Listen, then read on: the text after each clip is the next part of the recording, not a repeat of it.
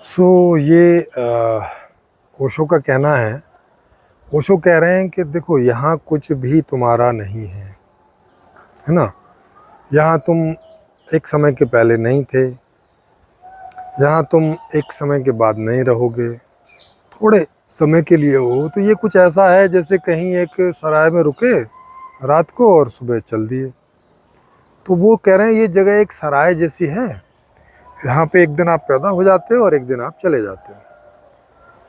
अब इस बात से ये नहीं समझ में आ रहा है कि भाई आखिर कहना क्या चाहते हैं। मतलब जैसे हम किसी एक होटल में रुकते हैं, वहाँ कुछ पेमेंट देते हैं और वहाँ सारा इंतज़ाम रहता है और हम सुबह चले जाते हैं। ना हम वहाँ सफाई करते, ना कोई दूसरी चीज़ें देखते, बस खाली हम वहाँ इतना देखते हैं कि हमने जितना पे किया उतना उस हिसाब से है कि नहीं है तो संतुष्ट हो जाते हैं, चले जाते हैं।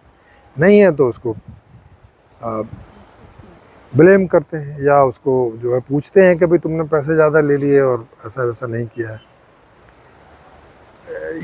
क्या कहने की कोशिश कर रहे हैं? क्या ये ऐसा कहने की कोशिश कर रहे हैं कि यहाँ सब किसी चीज़ को सीरियसली लेने की ज़रूरत नहीं है, एक रात की तो बात है, जैसा मिल गया सो जी लिए, चल दिए? क्या ये जो जीवन को देखने की दृष्टि है, क्या ये सही दृष्टि है?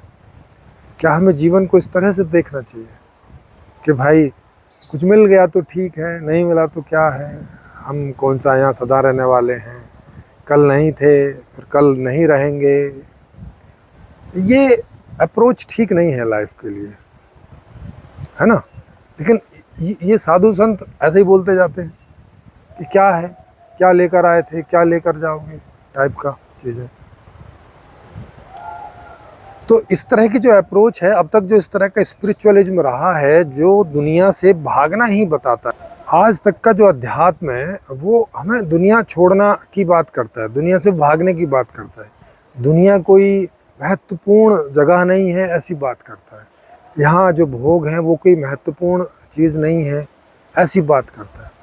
जबकि थोड़ा सोचो, जब आप यहाँ आए हैं, है ना, मान लिया आप एक दिन के लिए होटल में रुके भी, कि रात में रुके सुबह आप चले जाएंगे, तो वो मायने रखता है कि नहीं रखता है कि एक रात आप ढंग से सोएं, ढंग से रहें, ढंग से वहाँ खाएं पिएं, एंजॉय करें? क्या ये बात मायने नहीं रखती है?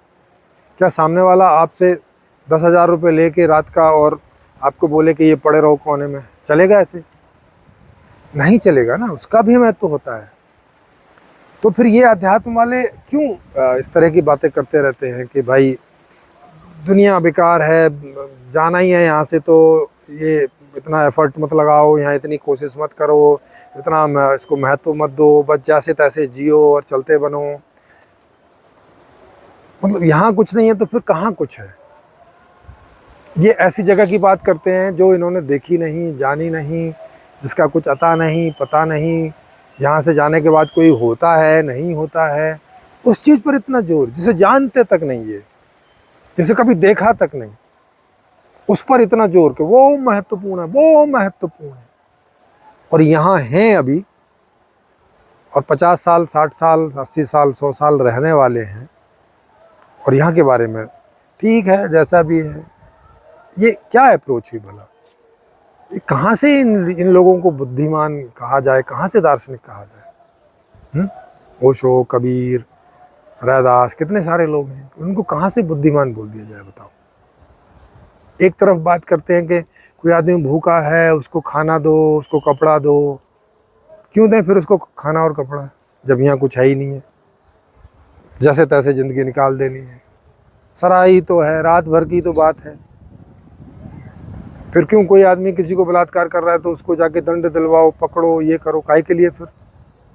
अरे एक रात की तो बात है, हो गया, अब कल तो सुबह सब खत्म ही हो जाएगा, क्या ज़रूरत है ना? इस तरह की बात हो जाती है। मतलब नॉनसेंस बातें हैं, इनकी बात का कोई सेंस ही नहीं बनता है यहाँ पे।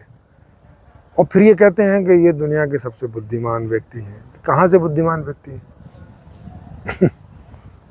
और उसके बाद फिर खुद भी कोशिश करते हैं, खुद भी कम्यून बसाने की कोशिश करते हैं। काहे के लिए बसा रहे हो भाई साहब रात भर के लिए?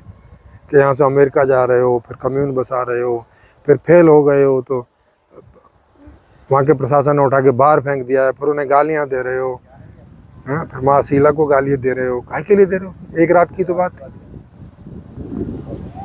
तो इनका खुद का व्यवहार ये जो बोलते हैं उससे कहीं मैच नहीं करता है ना। तो इनके वचन कुछ और हैं, इनके कर्म कुछ और हैं, कहते कुछ हैं, करते कुछ हैं। किस तरह के बुद्धिमान लोग हैं ये। आई होप जो मैं कहना चाहता हूँ आप समझ गए होंगे।